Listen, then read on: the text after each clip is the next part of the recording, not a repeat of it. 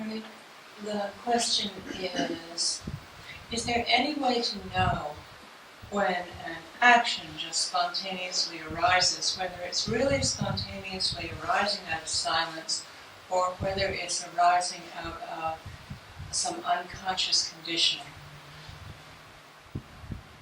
Whatever the action might be, it might be as simple as greeting someone in a certain way, a spontaneous, gesture of affection, or the need to go to the market to buy dinner or something like that. Actions coming out of silence versus actions coming out of unconscious conditioning, where you don't really know actively. Is there any way to differentiate between those two? Action come out of silence, but express itself through the conditioning.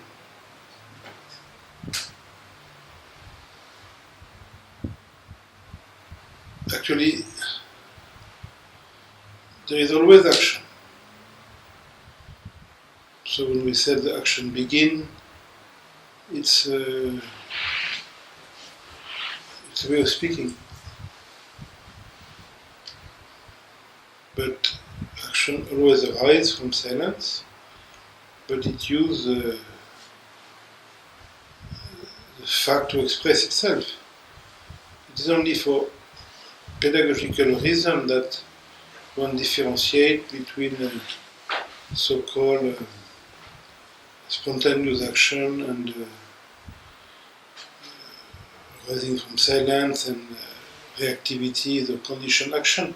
But actually there is no such a thing, because there is no doer, whatever one may think so or not. Doership is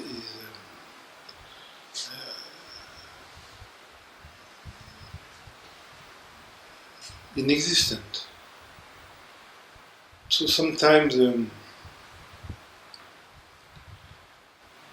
one doesn't revendicate the action, and so it seems the action can be described as coming out of silence. Sometimes one appropriates himself the action, and then we said it is not an action, it is a reaction. But it is only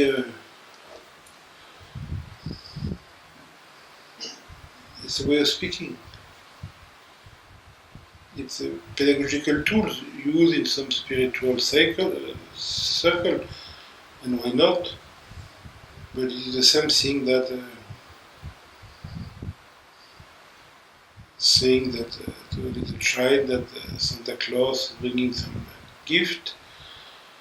The child doesn't have the ability to understand differently, and so you said things like that sometimes to a child. So to a child student, one can say, yes, look, this action is spontaneous, and now, but in that action you did react, so it is not spontaneous, but it doesn't exist, because there is nobody there to react or not react. So reaction is flowing from silence. Reaction actually is not a reaction. It appears like that. It's exactly like one can say that in a certain way a relaxed body is more expressing the truth than the tense body, but it's not true. It is only for a child, but again we say that. Because when my wrist is tight, I'm not more tense than when my wrist is untight. It's the same thing. When the heart beat, it's a tension. When you relax, it beat, it's a tension. So it is not tension. Action is tension and relaxation, and tension is relaxation. That's the way matter express itself. So to say that when matters tense, it is reaction, when matter relax, it is silence, it's pedagogical tools. In the same way, action if we accept the word action, which at a certain level is not even action, action always flows from silence, but when one pretends to be a doer, this doership is described in a pedagogical way as a reaction. But there's never been, from the very beginning of the three words, there's never been any reaction, because there's nobody there to react.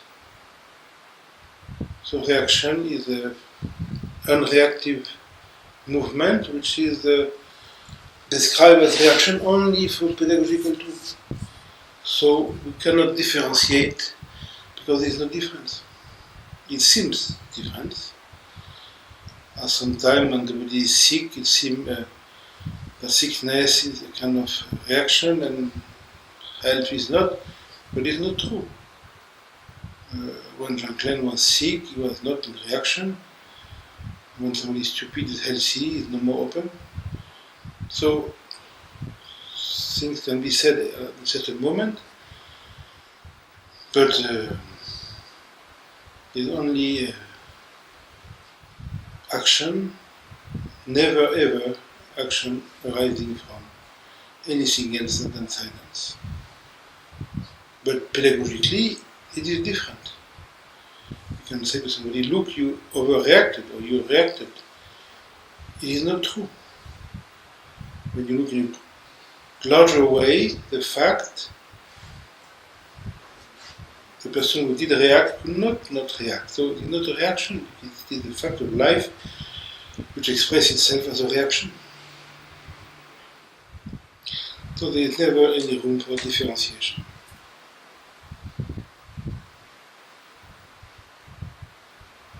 But in a pedagogical context where everything can have some value, of course.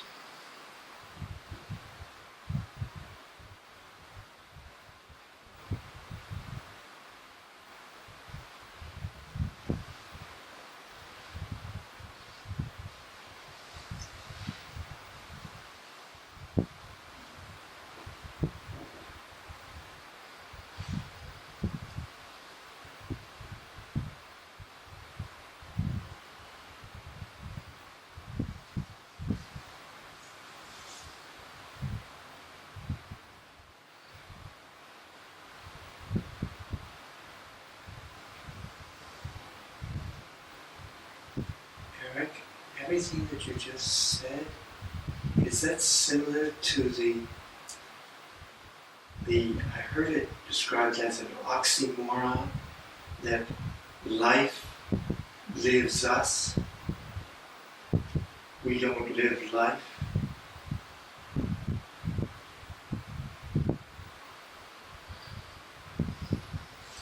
It is important not to try to understand with words, not to try to find the right formulation, because the right formulation is false. What is right is a fulfilling, which can be expressed more or less in a pedagogical way. So, in a certain way, you must give up any dynamism toward an understanding, any dynamism toward concretization of an understanding, any dynamism to verbalize a fulfilling. So you must remain before the conclusion. Conclusion takes you away of life. Conclusion is ideological. Conclusion is religious. Conclusion is comes from knowing. And knowing is the only thing that separates you from simplicity. There's nothing to know in life. So see the dynamism toward a verbal understanding. Verbal understanding is escaping life. So you remain before this understanding, before you said it is like that. So of course what you said is right. But be careful not to keep it right. That means not to keep it as a conclusion, as a knowledge, and as a conceptualization. So you must remain intensity. You must remain fulfilling. The moment you know what you fulfill, you lost the fulfilling for ideology. Then you become Christian, you become Hindu, you become spiritual, you become whatever. But you go away from simplicity. You go away from truth.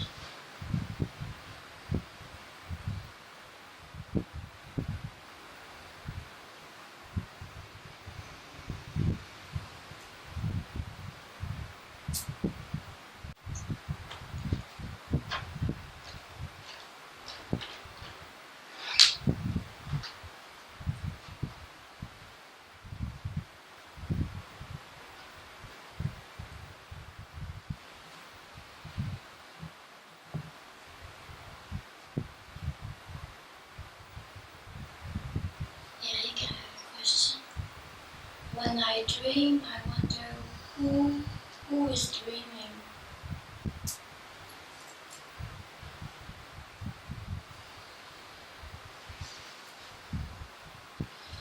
There is no dreamer, there is only dream.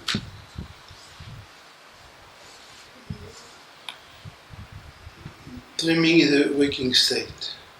When you dream, it's not a dream.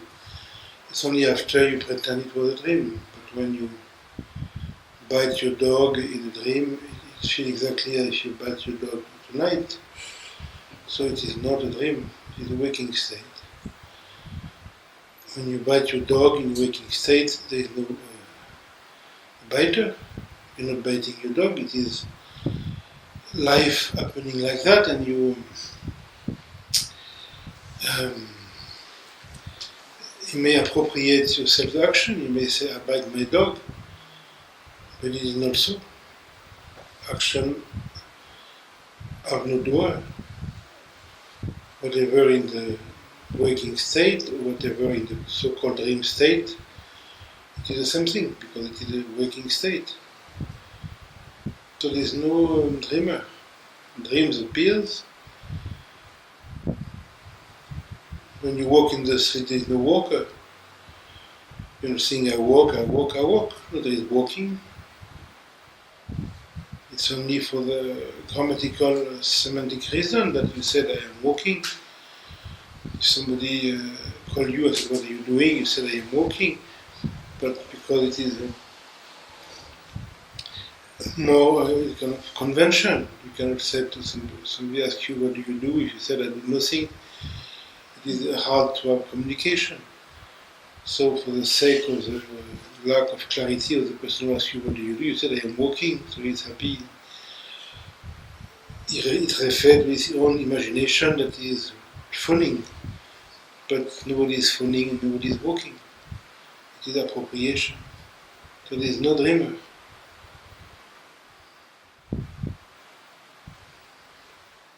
To worship, it's appropriation.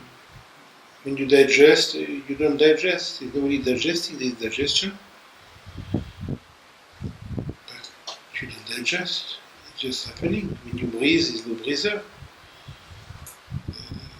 When the heart is beating, you're not a beater. Heart is beating. You don't take yourself in your heart. The heart squeeze, open, squeeze, open, squeeze, open. You're not doing it. You're not bitter. The heart is beating.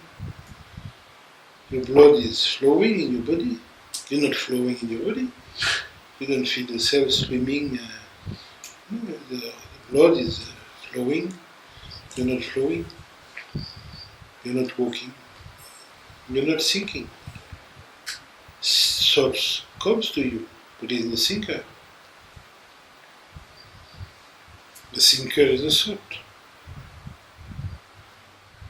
When you said I am thinking, it is a thought. I am thinking is a thought as a white dog is a thought. You don't think yourself a white dog, and at some point you don't take yourself a thinker. Because a thought thinker doesn't imply that somebody is thinking.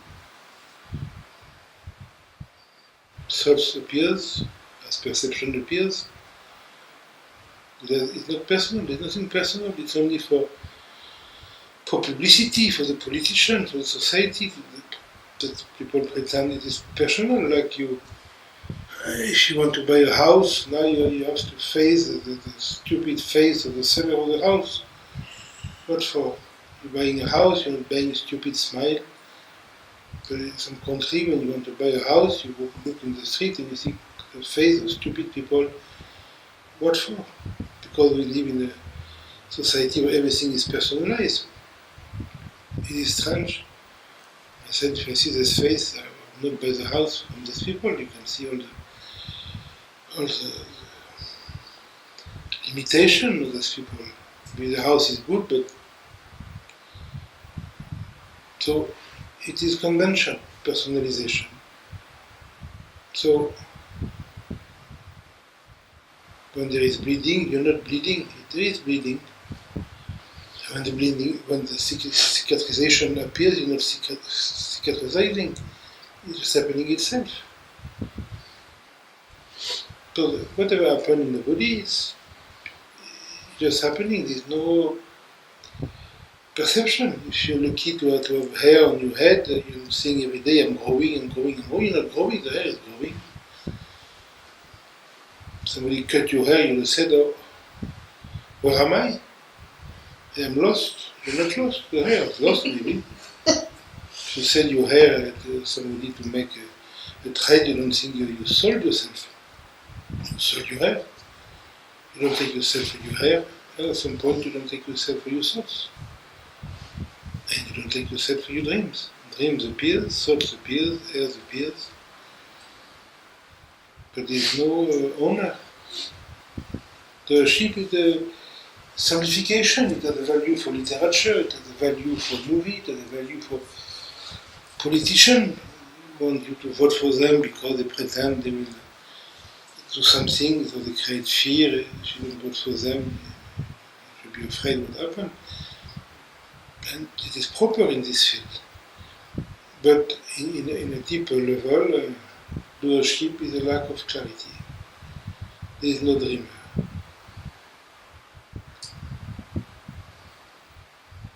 Dreams are not personal. There is nothing personal. It appears personal, but it is not. If you look deeper, there is nothing ever personal. As we were discussing in the first question, a personal reaction is not personal. Because there is no person. Or could it be a personal reaction if there is no person? It is for the sake of conversation, for the sake of sometimes pedagogy or so on and so on, that we have created category of right action and reactive action and ownership and I am doing this and so on and so on.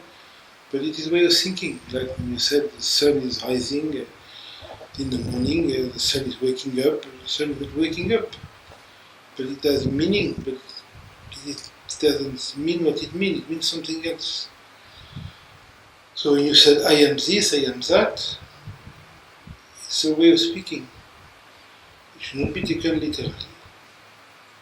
So dreams, which are waking experience, don't belong to a dreamer.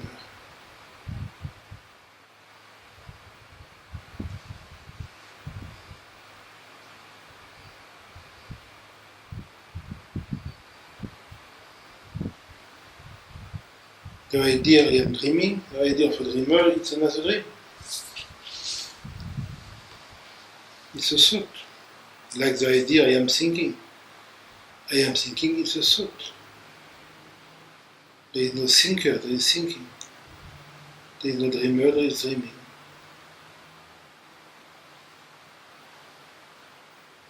Sometimes in the dream you said to yourself, too bad it's not a dream. I will wish it be a dream. But I feel the pain in my legs, I feel the pain in my heart, I feel the burning of the fire in my body, and I will give all I have that it will be a dream, but it's not a dream. And then you wake up. There is no fire. The dreamer is a dream. It's a thought. The experience of the fire is real in dream. So the experience of a dreamer may be real for you. Doesn't mean it is genuine. When you wake up from the dream, you said that there has never been any fire. But in the dream you experience. Now you said there is a dreamer. Then at some point you realize it was a dream. There is no dreamer.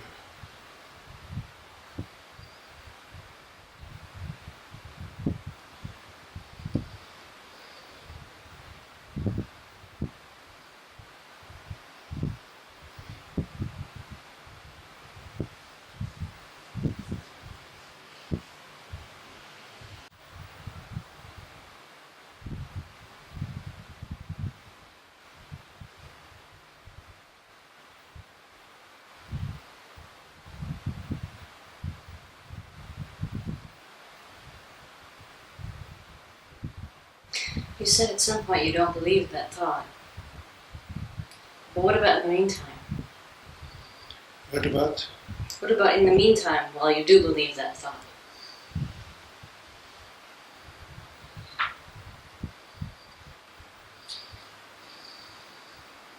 Then you enjoy the consequence of doership. That means you will feel you have succeeded sometime, then you will feel you have failed sometime, then you will feel in love and then not in love, and you'll feel close and you'll feel far, and you'll feel happy and unhappy, and you'll feel successful and unsuccessful, and sick and healthy, and there's no problem as such.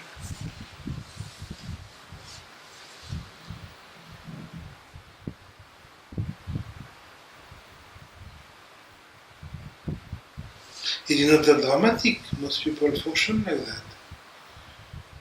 They're reasonably happy with that. A few people kill themselves.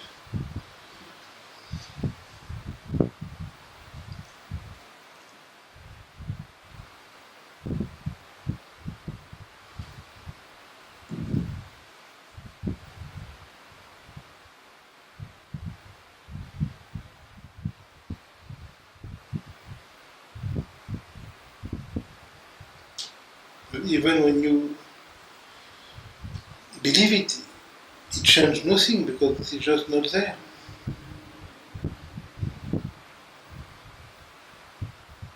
It is not better not to believe it. It is exactly the same thing.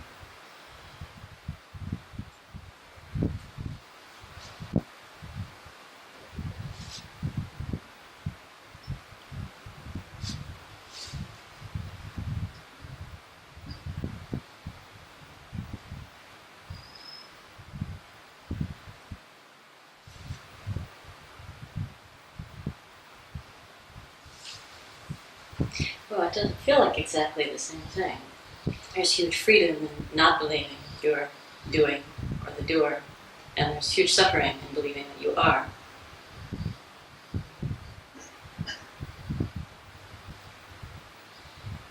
Yeah, the suffering is not false. When it is there, it is needed.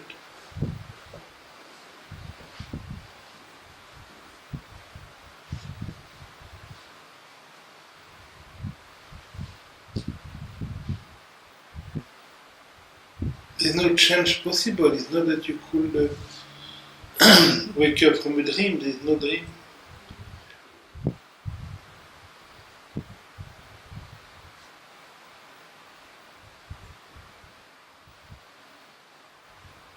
You just realize there is no need to suffer for imagination.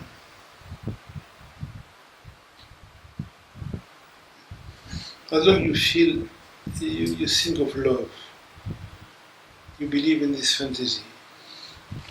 Of course you suffer and you enjoy it, but one day it's not that you decide not to love anymore, you realize that there was never such a thing, because it doesn't exist, it has no meaning. It is a construction. It is a construction. You can never be close to somebody nor far from somebody, because we're not separate. You can think loneliness, you cannot feel loneliness. You can think closeness, you cannot feel closeness.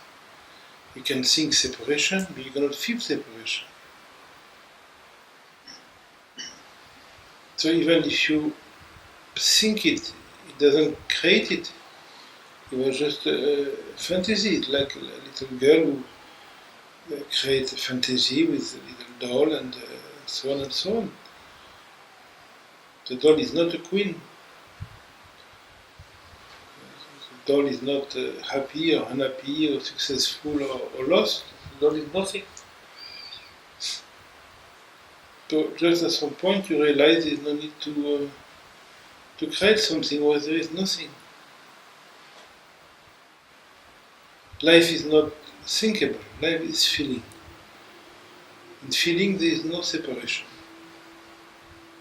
Loneliness is a thought.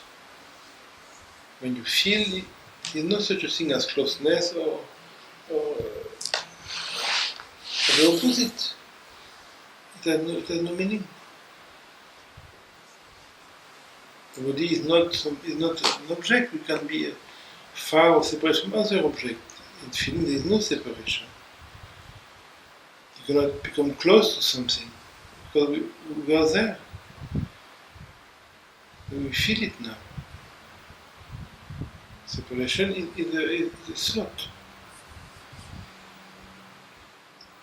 So even if you think it, even if you think this floor loves me, or this floor doesn't love me anymore, I feel close to this floor, or this floor is indifferent to me, and so on, well, nothing is there. It's only a mental movement. I love, I don't love. There's no such a thing.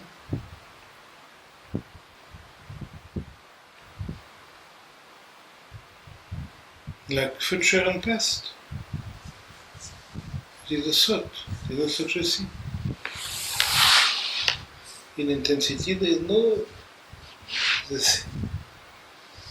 There is, but it's there. The mind after said it is future, it is past, because our brain functions in a certain way that we cannot, we didn't create conceptualization or could express itself without cause and effect, without time and space, without future and past. But our lack of intelligence is not a description of reality, it's a description of our limitation. But in intensity, there's no this thing. There's no cause and effect. When you look, where does the effect begin, where does the cause end? It is purely mental.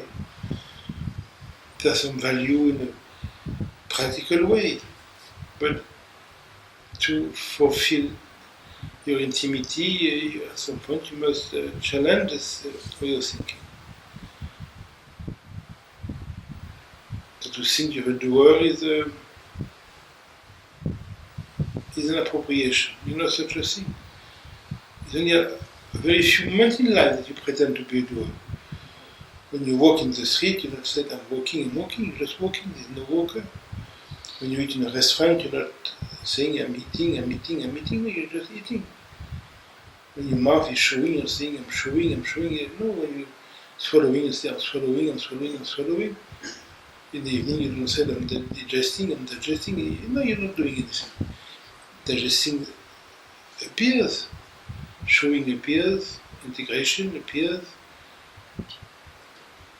but there's nothing personal there. So it's just a bad habit to own what you feel.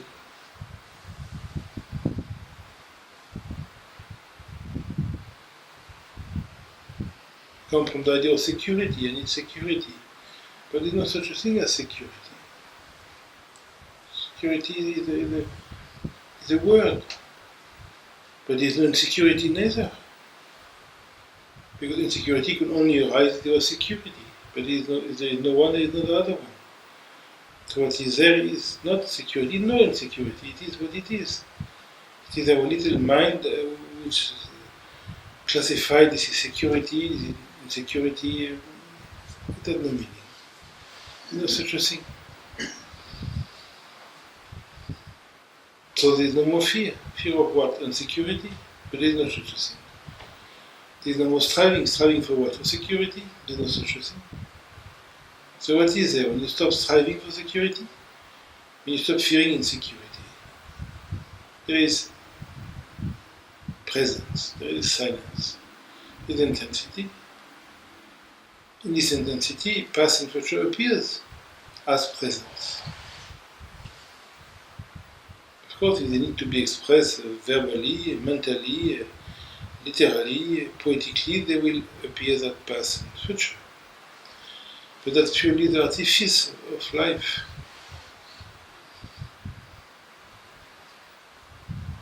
But in the experience, there's no such a thing. So intensity solves any dynamism to think.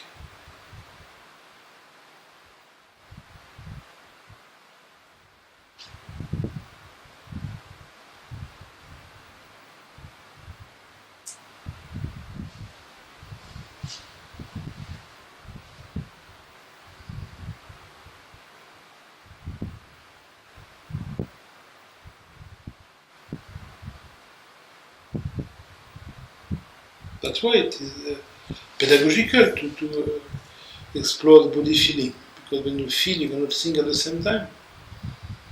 So that's why if you do anything which involves feeling in a certain way, you give up for a moment thinking. You cannot feel your arm pushing the space, you cannot feel your arm being pushed by space, you cannot feel your arm being drawn by space, you cannot feel your arm cutting the space, you cannot feel, and thinking at the same time. So anything will bring you back to the feeling as a pedagogy to make you stop thinking. But as long as you pretend to be a personal identity, you may do some body work, you may do some chanting and dancing, whatever you do. And of course at the end of this exercise you feel less inclined to think. But then somebody tell you, use this or use that, and if the idea of yourself is still there, then immediately you create again the tension. If you think you're a woman, if you think you're American or Canadian, if you think you're beautiful and so on, somebody tell you you're ugly, you're stupid, and American are like this, or Canadian are like that, and women are like that, and immediately you'll feel hurt, you'll feel attacked, you'll feel then you have to defend yourself, then you feel depressed, you see a psychologist because somebody told you that, and so on and so on. That's the limit of body work.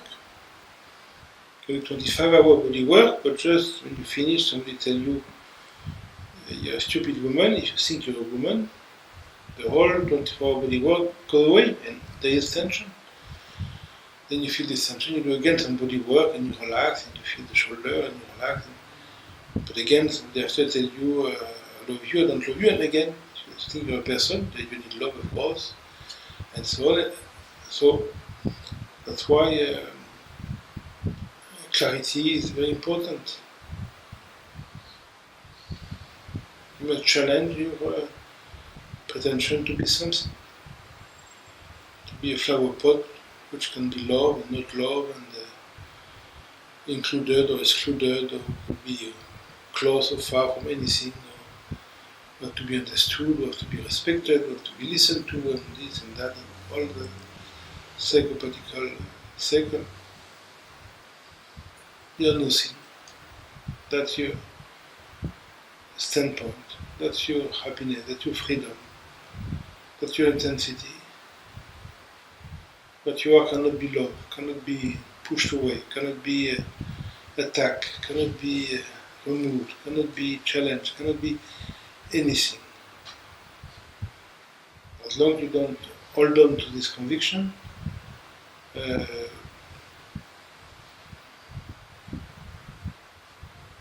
life is complex.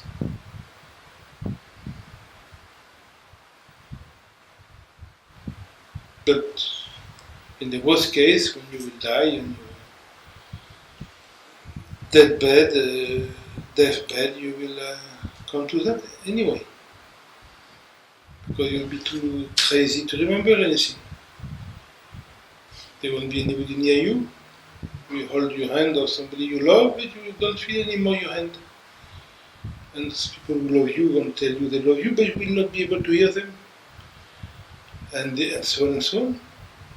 What will remain when you cannot feel, when you cannot see, when you cannot hear, when you cannot feel the touch, when you cannot remember anything of your beautiful past? It's finished, the past. Then you have no future. What will remain is this intensity. Because at the core of life, this intensity is the only thing you can never be, you can never go away from it. So either you do it in your deathbed, or you do it before. If you do it before, life is easier. In any case, you have to do it. You have to give up all your pretension to be a flower pot. You can be loved or not, and you need attention, care. We need to understand you, and we need to listen to you, and we need to treat you that way, and we need not to offend you, and all the pathology. I need nothing. This is my only freedom. It's my only happiness.